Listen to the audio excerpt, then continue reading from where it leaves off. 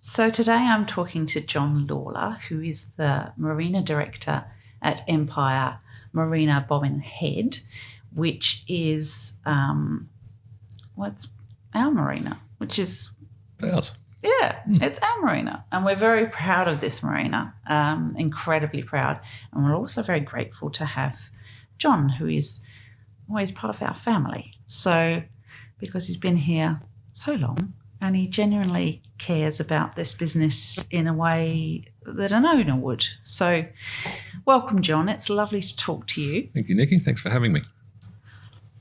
Thanks for having me. Good to be here. We love having you here, I have to say.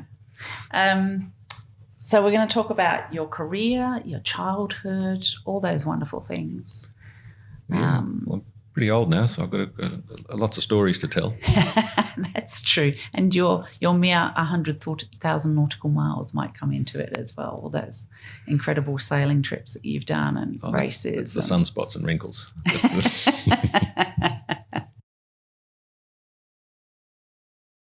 So, John, tell me, let's step back a long way into your, I shouldn't say a long way, should I? That's a bit rude. It is a long way now. Into your childhood. When did you have a first memory of being on a boat? Not a first memory. I remember I started very young. I was probably about 4. The first time I went sailing with my father. He had a little boat down in Sydney Harbour. We used to sail out of the Sydney Amateur Sailing Club.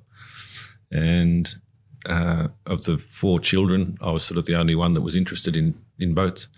So it was every Saturday, me and Dad and his mates down racing. And I think it was only a fairly small boat, 21, 22 feet or something like that. But it had small sails, and I think pretty much I could pack a spinnaker and do things like that before I could ride, before I went to school.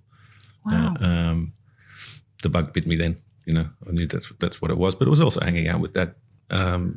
What he was doing was more interesting than what Mum and the other kids were doing, which was usually go and visit my grandparents on the other side of the family, which I never sort of clicked too much with that side of the family. It was just Dad boats. It was just much more interesting doing what he was doing. And then I probably didn't miss a Saturday. I was sort of one of the ones that didn't bother going to my mates' birthday parties and things like that. I sort of rather go sailing with Dad. So I used to play football and rugby on Saturday mornings. And then, Dad would take me to that. Then we'd go off to the boat sailing for the afternoon. So that was sort of my weekends as a young kid. But all memories were good. They were very good memories. Yeah. And very lucky to have that dimension to our life, of having a boat. So we didn't have a lot of money. It was a very modest thing. Mum and Dad were young, buying houses and all that sort of thing. So, I consider myself very lucky that we were exposed to that at such a young age. I think it is a lovely way of spending time together as parent and child as well, boating. Yeah, it is, because I picked up a lot from Dad, and I used to, I remember he used to sort of say that I didn't talk much. I used to sort of sit there and just listen and take it all in. But then I would go home that night and relay everything to Mum of what Dad said during the day, whether he swore or, Dad said a rude word today and all that sort of thing. So he learned pretty quickly to sort of be careful what he said in front of me, because it'd all get back to Mum. But it was only because I was excited of telling her what I'd been up to for the day, with Dad and his mates. And that's pretty exciting for a mum, for a boy to actually talk to her. Well, as she said, and as you know, Nick, I'm a man of few words. I've always been the same. I haven't been sort of, I'm not very vocal. A lot going on inside, but as I say, it doesn't all come out. Sometimes, you better keep a lot of things to yourself and think it. So, in terms of transitioning from that boating childhood and being brought up with boats to actually being involved with boats at a work level, how did that happen? Yeah, it was an interesting story. Go back a little bit. My father was a shipbuilder, worked for an American shipping company where they used to oversee, he was a marine surveyor, and he used to oversee the building of big ships and oil rigs and stuff like that. And it was an American company that he worked for in Sydney. And then when It was in about 1977. I would have been 13. We as a family were moved overseas to Karachi, Pakistan. My older brother didn't go. He was too close to finishing school.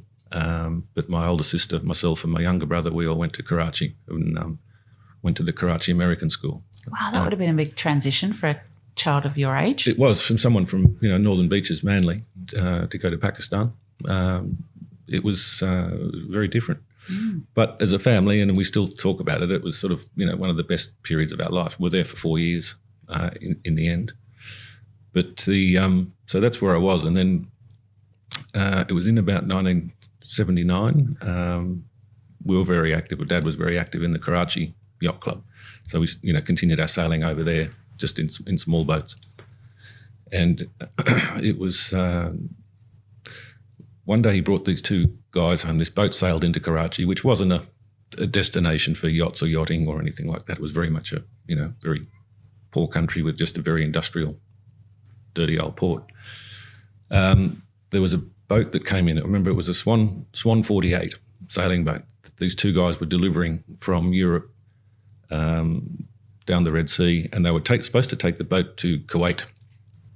But it was right at the time in 1979 when the revolution happened in Iran, and the Shah of Iran was deposed, and they stormed the American embassy and took all the hostages there. So this boat decided that it's probably not a great place to take this sailing boat in. So they pulled into Karachi, and my dad, as he did, befriended these two guys. And he brought them home, introduced them to us, and there were a couple of American guys, like John Assenhurst and Arca. And Dad was sort of explaining that these guys get paid to sail these boats, and sort of my eyes lit up. And I would have been about 15 at the time. Yeah. That these guys sail for a living, that people pay them to sail, and I just never heard of such a thing. So pretty much then and there, that's what I was going to do. Wow. But luckily I listened, but he sort of advised that both these guys, they both had other trades. One was a very accomplished photographer, and the other guy was a dentist. And they just sort of left their careers and they went off and did this thing. So they all had something to fall back on. I was never sort of university material. I could have gone if I'd applied myself. But, Dad sort of said, and then the last 2 years of school, I sort of tailored my school subjects towards the more practical, electronics, woodworking, metalwork and all that sort of thing that I could use, on boats, as opposed to studying chemistry or algebra. So that was sort of when I got the idea, when I was sort of quite young, 15, 16.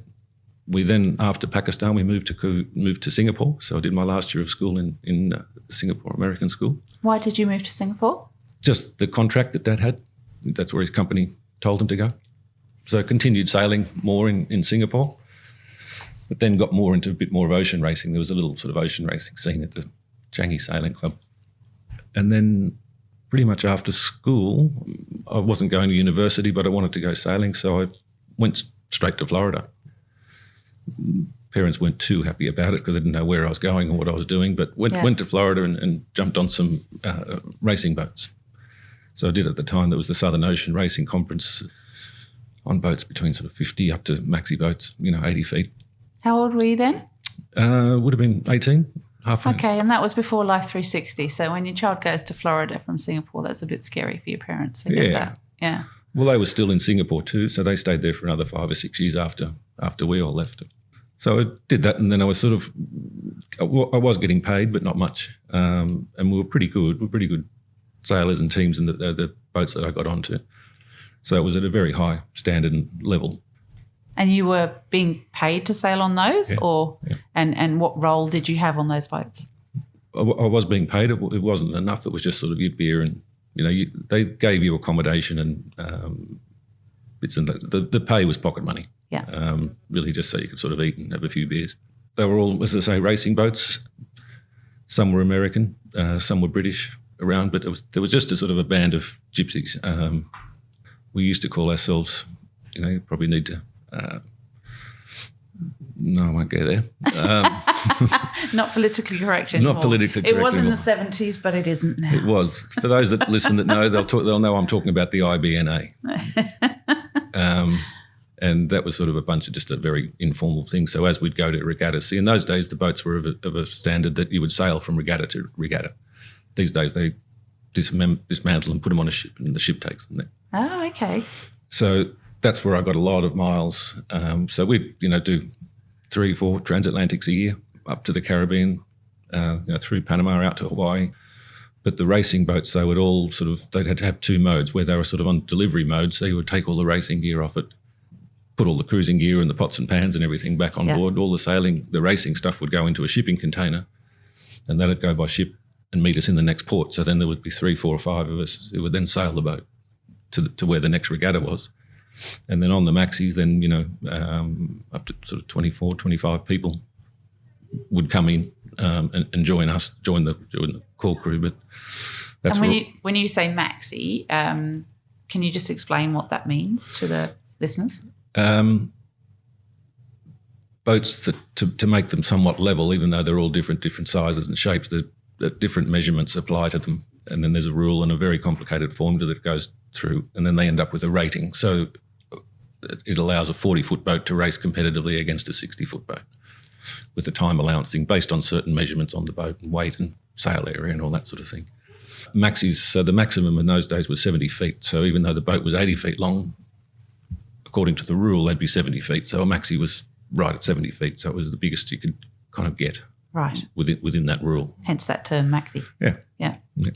Did that for quite a few years and then realised that I could see that I did need a trade. I did need something else. It wasn't enough to just be a good sailor. I was pretty good. But on these deliveries and stuff like that, you need a lot of, engineering experience and that sort of thing. So old Dad's advice started ringing in my head that I need to get a trade of some sort as well. So I came back to Sydney and then got an apprenticeship with a company called Carina Yachts in Harbord in Sydney as a shipwright. And we were building a lot of the Adams 10s, Adams 44s.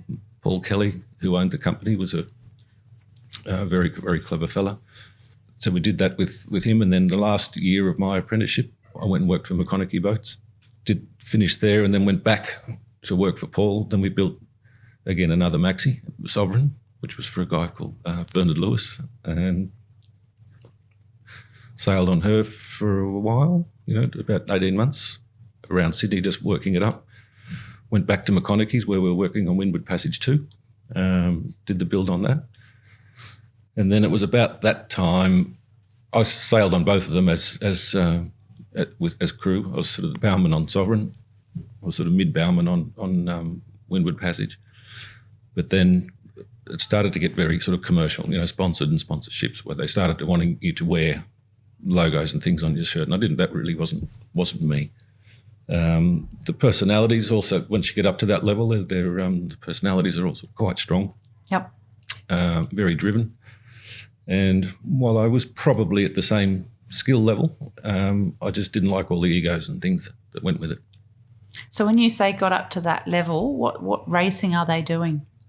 Obviously Sydney Hobarts, but then we used to do, in those days there was regattas called the Southern Cross Cup where countries from all over the world, there was like teams. They would bring 3 boats from England, 3 boats from Hong Kong, 3 boats from Sydney, 3 from Singapore, and they would come and then have a regatta in Sydney just before Christmas and it would culminate in the Sydney Hobart race. So it was a sort of a teams event, very similar to what the Admiral's Cup was in England. Yeah.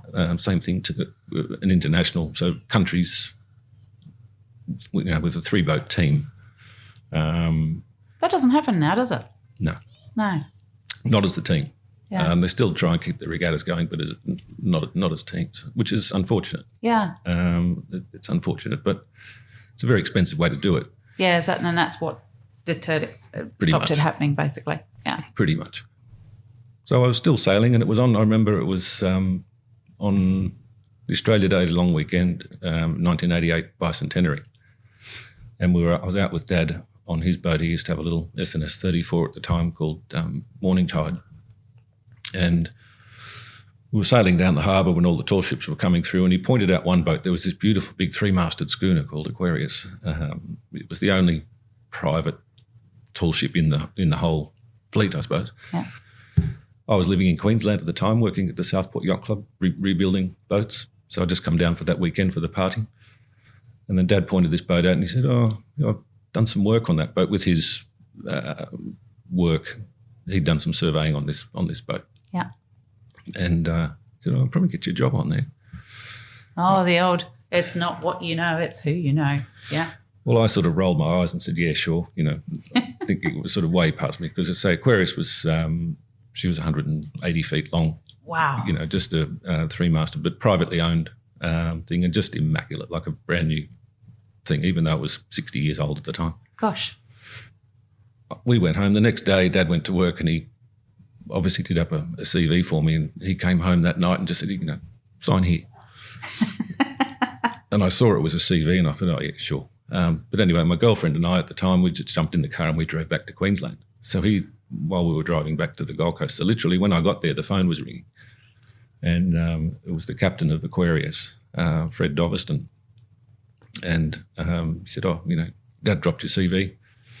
We've just done our commitments in Australia. Now we're heading back to Europe. Do you want to come?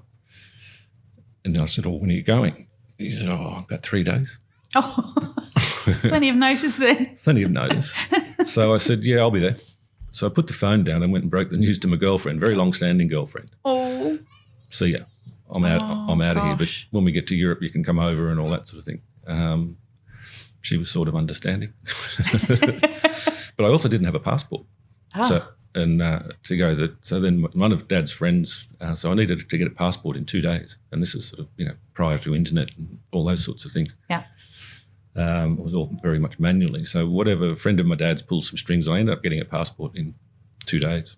Gosh. And then, so I went and joined the ship. She was berthed at Birkenhead Point. Yeah. It was the first time I'd been on board it. I'd seen it a couple of days before. But then we took off heading back to Europe. And how long did that trip take?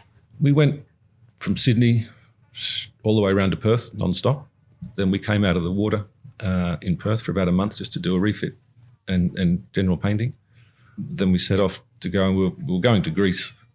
Oh, sounds terrible. Essentially, was the stop. Well, that's where the owner wanted to see the boat next. Yep. So we went from Perth to Port Suez, pretty much non-stop. So I think it was about 50 days. Wow. At sea. 12 crew. There's a lot of crew. Big boat, so it was pretty comfortable. We did stop for 12 hours, I think, in the Maldives, purely because we ran into them. So they were just on our course, and if you're going through, you might as well stop. Sure.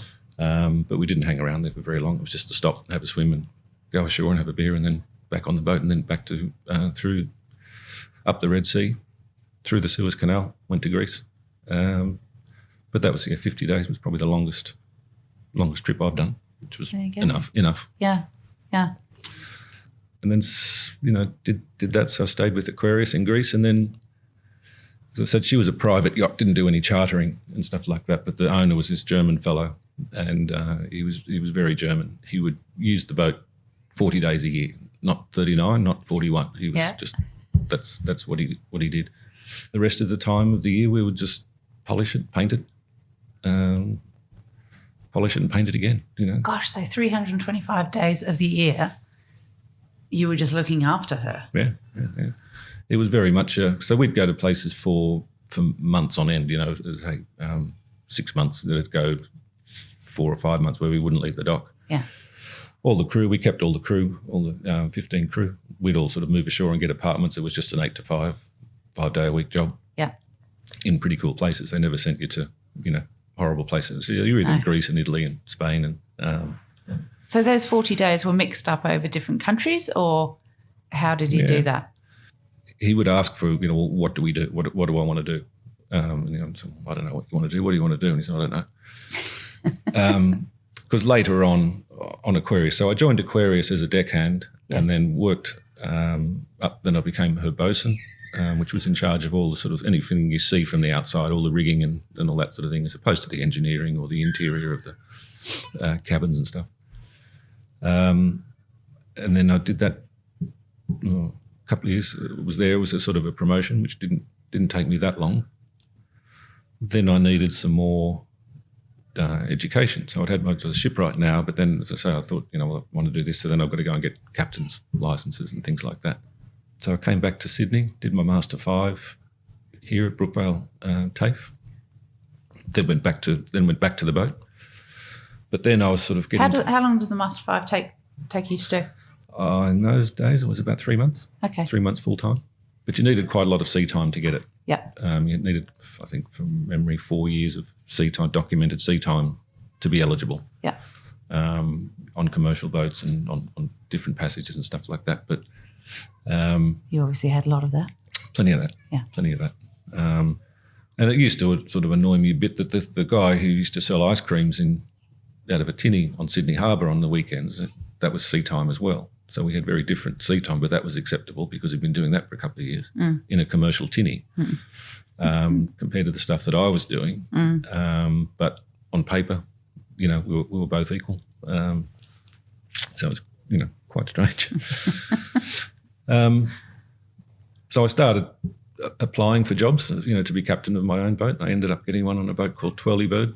It was probably my first one. So you were on Aquarius, yep. And you'd got to the level of what on Aquarius? Bosun. Bosun. Can you explain what bosun means? Bosun. Or what that role entails? Everything on the exterior. So everything. So I had 3 masts. 3. So I think the masts were. They were 160 feet tall. Gosh. So 3. So I had 3 rigs to look after. There was 11 sails on it. It was all very traditional, all by hand. So all the rope work and all the blocks and pulleys and stuff like that were all sort of traditional stuff. So in charge of all of that, Wow. that it was maintained. As things broke, you fix them. Maintain things so they don't break. If you tear a sail, you'll sew it up. The ship's boats, responsible for them, that they're all in working order and in good, safe. But again, it's the standard and the level that they were at. They weren't just little boats. They were beautiful speedboats. They were beautifully varnished and beautifully maintained and just sparkle and, ready for the owner.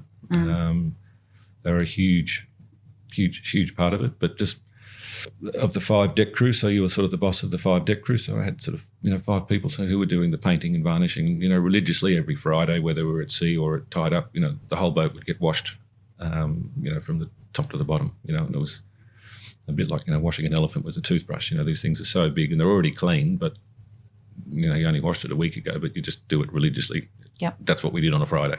Wow. Rain, hail or shine. Yeah. Even at sea, we would do that. Still at sea, they'd still get washed down. So I went to Twirlybird, which you may know was fellow Alan Bristow from Bristow Helicopters. Oh, yeah. He was the owner there. He was an interesting fellow. Lots of boat owners are. Yeah. Well, he was. He used to remind me of Winston Churchill because they looked a bit the same, and he always had the big cigar. Yeah. He would wait from the minute he'd wake up in the morning, he would start writing. He'd have these notepads, copious quantities of notepads, and he would just start writing things. And he had this big old cigar in his mouth all the time, smoke going in his eyes, are watering himself. Yes. What's that smell? And they're like, bloody hell, I can't.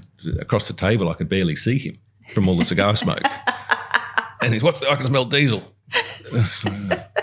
And I usually took that as a hint that go away. I want to be left alone for a minute. So he'd sort of send you off to do a job. Yeah. But funny old boy. And the next one was a beautiful boat we're very proud of, a boat called Sydney, which was a 115-foot cold moulded timber thing built in the States. But it was inspired by Herreshoff, so it was very low wooded, fast, but just, magnificent boat. Didn't do too long on her because I was still in contact with Aquarius and they were down in South Africa. And Fred, the captain, again rang me up and just said, we need a first mate when we get back to Europe. We'd be interested in that. Of course, so again, it was, so while not being a captain, but to be, first mate. And I still had a lot to learn. I knew that I still didn't know a lot. When I was 24, 25, thought I knew everything. As I got a bit older, 27, 28, I realised that I don't. I've still got a lot to learn. Fred, the captain, was, an awesome resource to learn from. So we left Sydney. So when Aquarius got back to Mallorca, which was the base for the boat at the time, I rejoined her. And then it wasn't long. Fred had been on the boat for about 12, 15 years as captain. And for whatever reason, not much, but he fell out with the owner. And he was sort of sacked on, well, not quite sacked on the spot. He sort of pulled me into his cabin first. The owner sort of called me up, who I got on very well with. And I was, 28. And he sort of said, I've had enough of Fred. He's going today. If I offered you the job, would you take it? And I remember sort of saying with both hands. And he said, right, go and get Fred.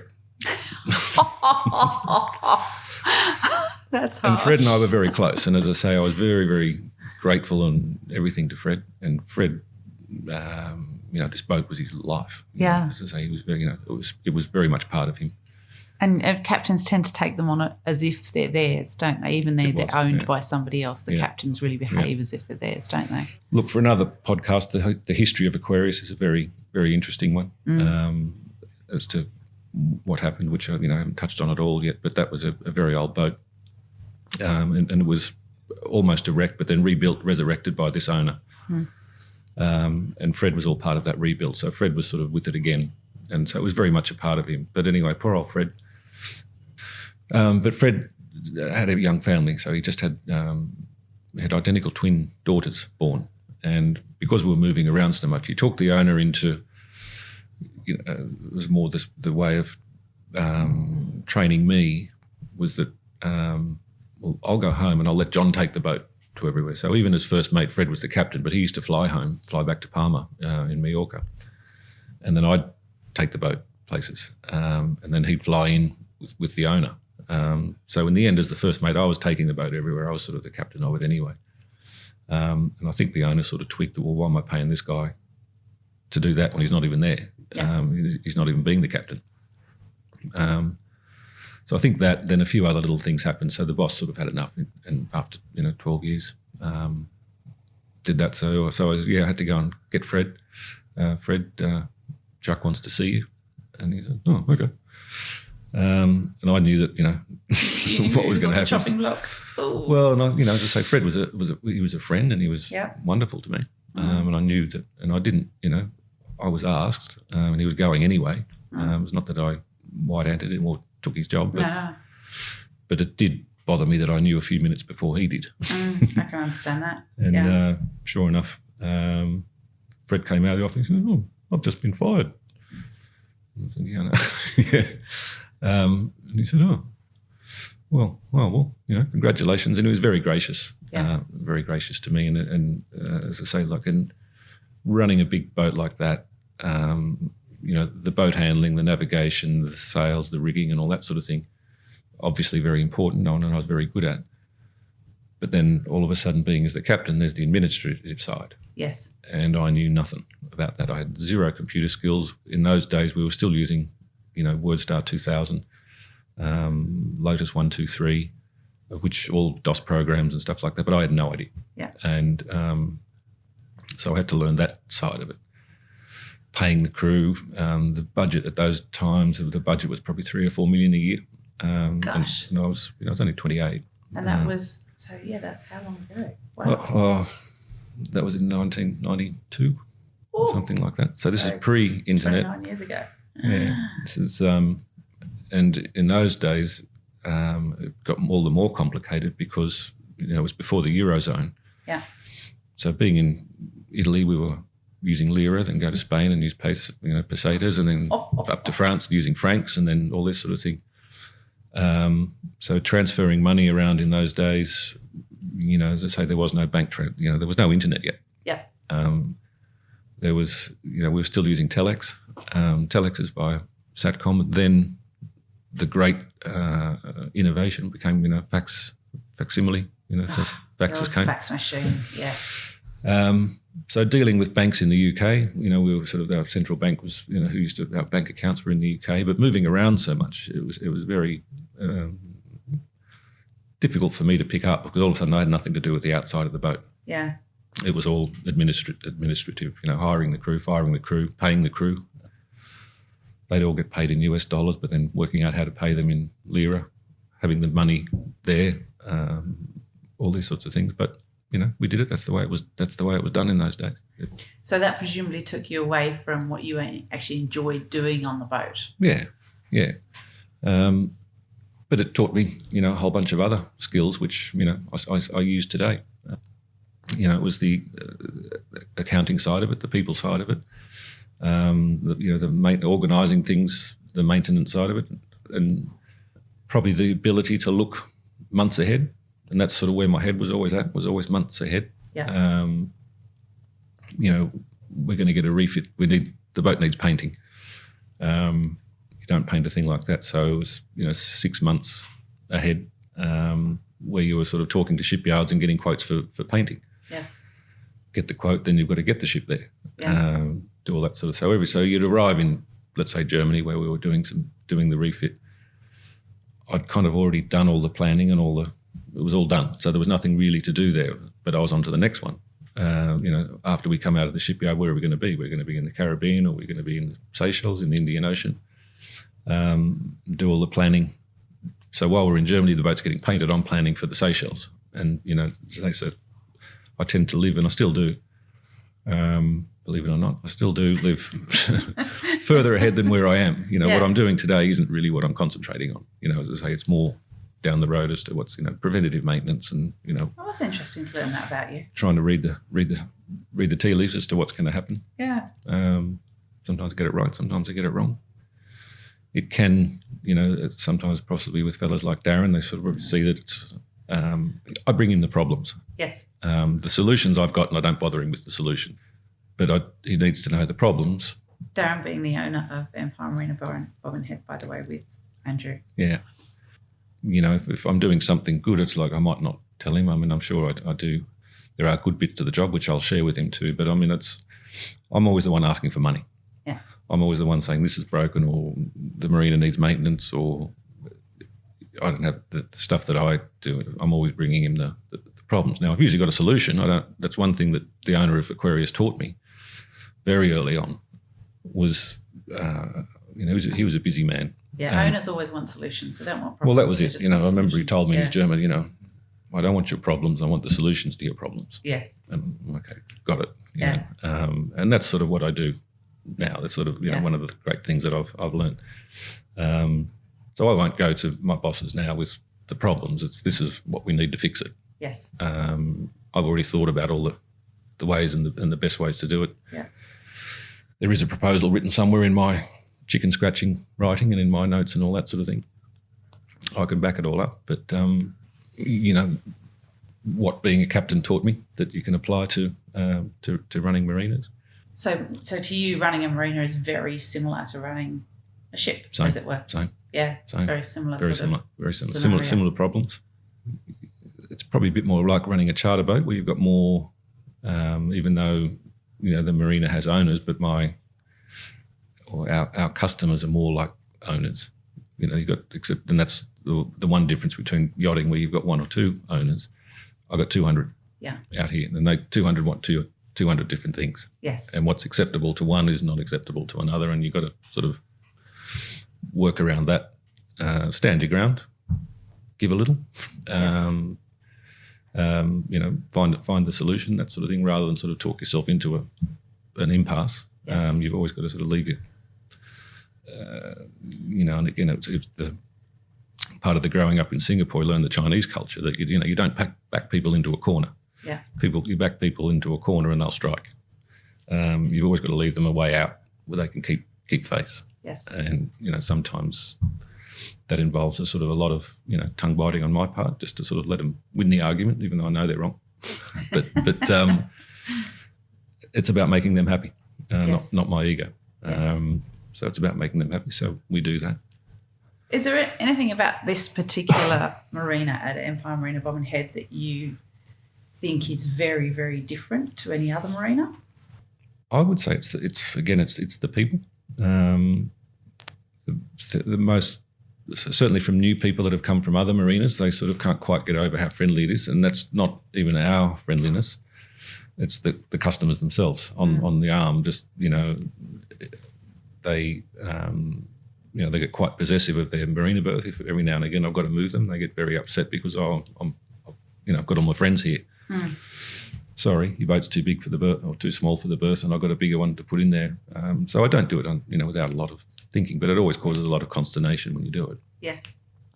So it's not something you do, but friendliness amongst the customers is sort of one thing I hear, and I think that all just comes from the top, from when they arrive to meet our receptionist, to meeting yourself.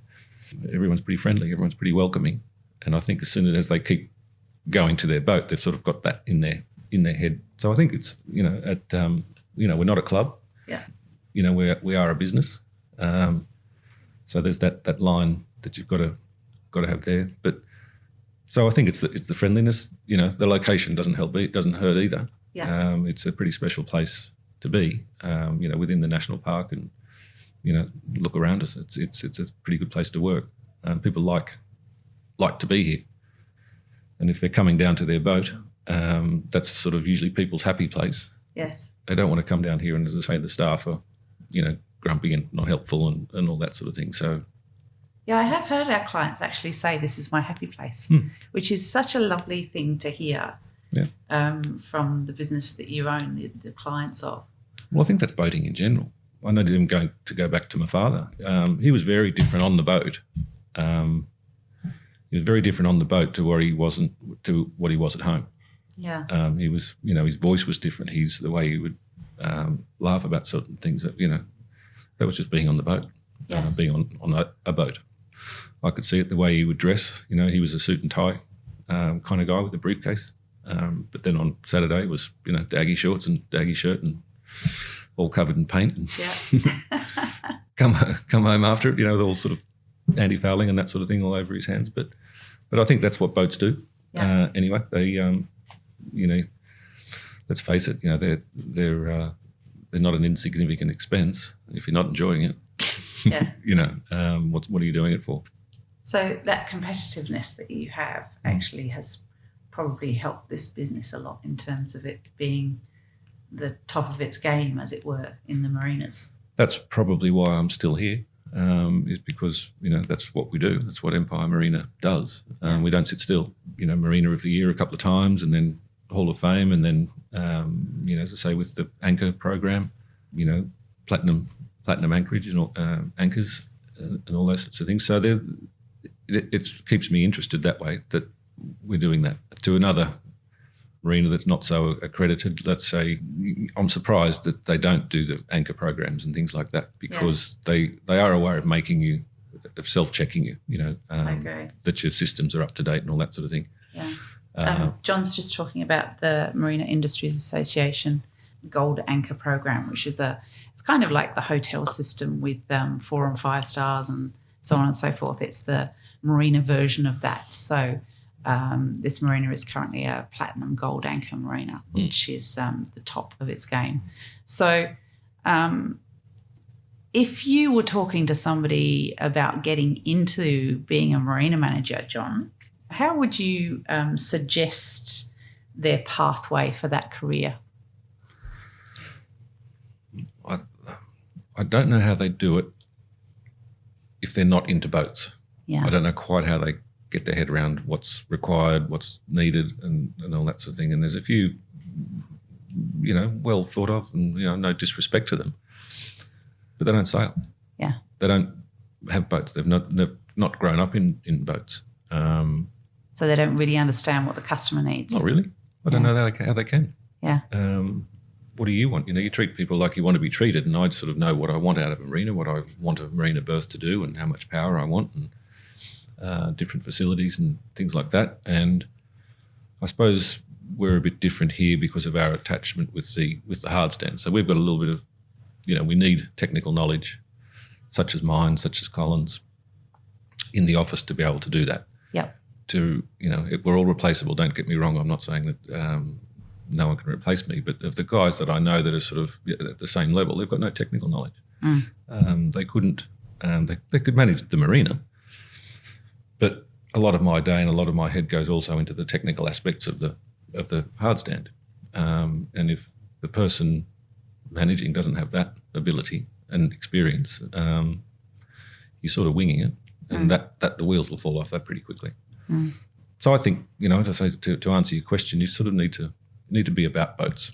I don't say to anything like the level that I've done. The 100,000 nautical miles that you've done? Nothing like that. Nothing like that. Nothing like that. You just got to enjoy it and see the good bits of it. Yeah. And I suppose have a few blow-ups along the way that you get yourself out of trouble. You drag a few anchors. You run out of fuel.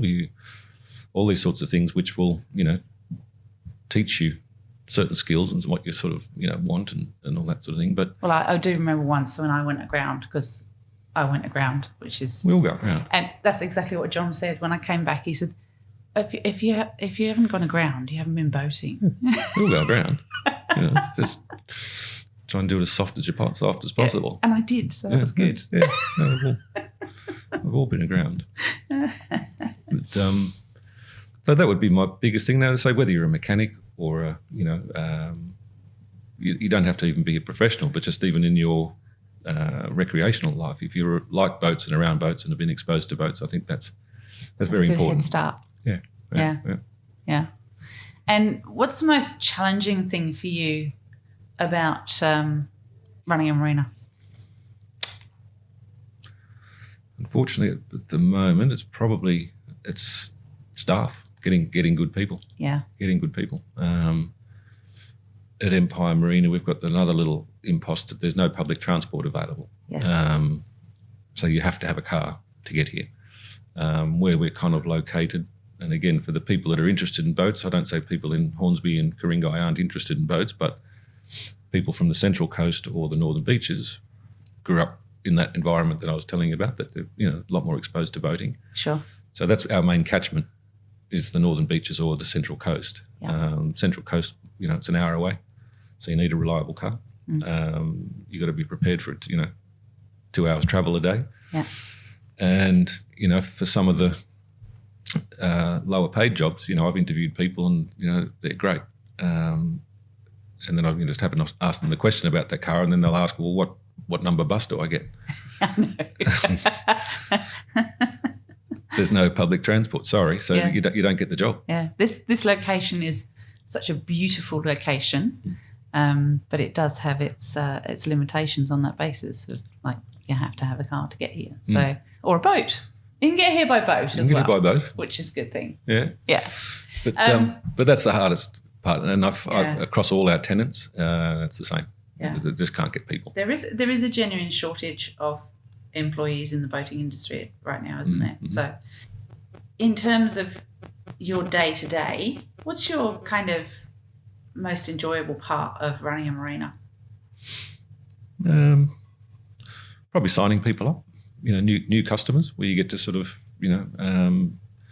usually, I'll probably, getting them to make the decision to come here. If they're leaving somewhere else for whatever reason, they've moved home and they just want a marina closer to their new home, or there's lots of reasons. But it's showcasing the place then. Which I don't know about you, but I feel very proud of this marina. Yeah. And so when I'm showing people around it, I feel so incredibly proud of that. So it's easier, therefore, for you to actually convert clients because of that pride, isn't it? And that also dovetails into the anchor programs that, you've got standards of maintenance, and, you don't have broken light fittings, and, all your light globes work, and, you've cleaned the place up. There's not moss, and, every sort of cupboard and place you go to, it's pretty tidy, and, you're sort of proud of it. Anytime, anyone asks you a question, you've got the right answer, and you can go and show them, here, look, I get proud of that too. Yeah. So that's probably the most enjoyable part, is getting them, and when they'll ring back and sort of say, yes, yes, we'll come. Yeah. Then, you hand them off really to the receptionist and to, the office manager, Michelle. Yeah. I'll do the main sign up and explain to them the contractual obligations and, pollution responses and all that sort of thing. But then they get to the, the money side of, setting up direct debits and electricity bills and all those sorts of things. That's Michelle, who we're talking to next, actually. That's good. So, you hand them off to them, and the feedback I always get from them, and the way our office is, I can hear it as well. everyone's pretty happy. They like us straight away, and it's first impressions. I'm a big believer in first impressions. And I think the level of experience and professionalism that our team has, that's what a lot of our clients rely on the level of knowledge that you have about boats to discuss problems with their boats with you and so on and so forth. I think that's a huge asset and an important part of a marina manager's role, to be honest. It's a good place to be. So it's sort of the other old adage too, that if you love what you're doing, it's almost not work. Yeah. And I do love what I'm doing. I do love where I'm working. I do love who I work with. Well, that's good to hear, because I'm one of those people. Well, it's what keeps you coming, Yeah. Lots of days I wake up and I think I just love a day off, just to sick again, not that I couldn't or can't. Yeah. Everyone's replaceable, and the marina keeps running without me, don't worry. Yeah. But I sort of think, well, I'd rather be at work. Fair enough. Yeah. Now, I have a question. I've thought about, should I ask this question? But we can always edit it off. Cut it out. Yeah, we always cut it out. When I first started to work at the marina, I very much felt that I needed to earn my stripes with you. And I think I have. And I wanted to know, as a woman, what I had done to earn those stripes. I suppose it's tenacity. That's where I give you full credit for, because say when you first came, with brokerage, you didn't know anything. No. And again, it's a little bit, you owned a boat. You had Porsche, I believe, at the time, and that sort of thing. You'd had, and your father, I think, you had boats when you were young. Sailing and, you had Castello and stuff. It wasn't that you didn't know anything. Yeah. But I suppose it's a bit like, for brokerage, you kind of got to have the answer for everything. And, if you're struggling for answers or don't know, or, you say it's not specific to you, but you see it on people's face when they just, gee, I don't know what the answer to that is, or I don't even know where to go to get it. So I suppose there was a bit of that where, you couldn't open doors. I remember one boat, I can't remember which boat it was, but I can't open the door, and you were sort of pulling it, doing it, and foot up. But no, it's a slide. I had a chuckle. I walked away having a chuckle, sort of shaking my head. You're a long way to go. But just when you get to the point, and I'm sure you can do it now, you could look at a boat now, 5, however many years it is. Yeah. You can look at a boat now and kind of tell whether it would be petrol or diesel or shaft or stern drive or IPS. Yes. When you don't have that, it'd be like me going into girls' getaways. Yes. Don't know anything about it. I'd get there, I'd wing it, I'm smart enough, I'd do it. Yeah. Year one, I'd be pretty green, and you'd be doing the same thing as me, just going, John, the towels, don't go there. After 5 years, that's where the towels go. Yeah. So that was all. It was just, but your tenacity that you've got through it. It's been 11 years. Is it? Yeah. Oh, wow. Really? 2011 we started Empire Boat Sales, I think. So, 10 years. Yeah. Okay. That went quick, didn't it? But you've gone on there, and then, as I say,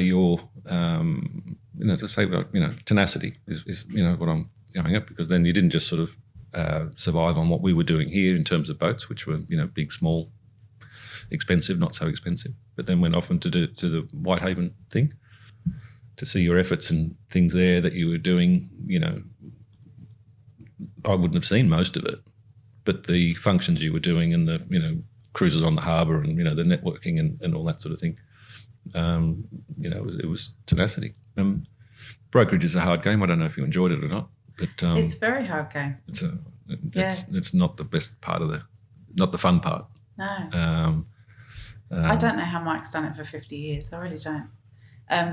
It's a lot harder than everybody thinks it is. It's people think selling boats is a very glamorous thing to do, but it's actually quite tough, and it has its really emotional moments, I found, as well, because you're working between two people that are in an emotional moment of buying a boat or selling a boat. So you're dealing with those emotions of those owners and prospective owners, as well as having to be very ethical in terms of getting the right price for the vendor, but also achieving a fair price for the purchaser. Mm-hmm. So it's actually very, very intense. I lost a lot of sleep when I was selling boats. Yeah. And the other part is that, especially with boats, everyone's an expert. They're all an expert.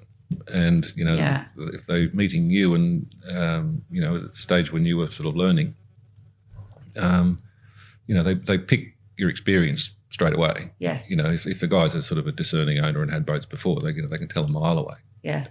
Who knows what they're talking about. Yeah. And, that would be very hard, Yeah.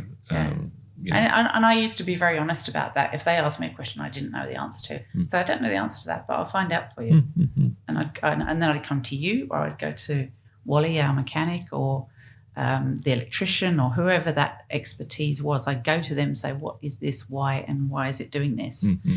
And they'd explain it to me, and then I'd relay it back to the client. And so I wasn't, I didn't use BS to cover myself. No. I just told them exactly what I knew and what I didn't know. And what was interesting, by, sort of 5, 6, 7 years in, I'd have moments like I'd take a guy around the boat, I'd explain everything, and he'd say to me something like, I don't mean to be sexist, but it's really nice to have a woman that knows so much about boats. And it was, they kind of made an assumption that as a woman I wouldn't. But and that changed. So it was nice to see that respect come forward when they did realise that I did actually know what I was talking about. Did you ever find you needed balance with, because I know you, and as I say, vivacious, gregarious, and all that sort of thing, that the wives would have a problem with them becoming friendly with you while you're doing the deal? Oh, I always used to focus on the woman. Mm-hmm. Yeah, so if a couple came together, I would always focus on the woman, because the woman is always the decision maker in buying a boat anyway. That's my point. If they're coming as a couple, that's my point. Then the woman is absolutely the decision maker in that process. So I would always focus on the woman and talk to her as much as I possibly could, and obviously then show her around the boat from her mindset of what she wanted to see in that boat and what she would see as the good things that she wanted to know about. Yeah, typically they're not interested in the engines or propulsion system or anchor windlass or that sort of thing. It's bathrooms, galley, curtains. How much soft champagne can I fit in the fridge? Soft furnishings. Yeah. And, let's face it, they're the good bits of the boat. They're the reason you buy or don't buy that boat. And as you say, I think you're dead right. I haven't done a lot of brokerage, but I've done a bit. If the wife doesn't like it, you're not getting it. No. No matter how good the engine is and how cheap it is and, the right colour. But if she doesn't like it, and I could always used to be able to tell, is fold the arms. Oh, you can read a woman getting onto a boat very easily. If she and if you actually observe that. If you observe that, and if she folds her arms and starts looking out the back of the boat, yes, not happening. Yeah, and I would actually say to the guy, on that boat. I'm just going to say this, but I don't think there's any point in looking any further in this boat because your wife doesn't like it. And he'd say, oh, really? And she said, yeah, she's spot on. Let's go and look at another one. Yeah. And it can be something as, just the cushions. Yeah. It's that, or it's got a smell about it that just, the boat needs to be opened up for a minute. It could kind of go. But no, I've seen that a lot, yes. Watching over the years. As I say, it's just, once the arms are folded and they're staring out the back into space, that boat ain't happening. Exactly. They'll go and buy something else. Yeah. Yeah. Marina management's my game. So there we have it. John Lawler, our Marina Director. Thank you very much for joining us today. Pleasure. It's been fun. a delight talking to you.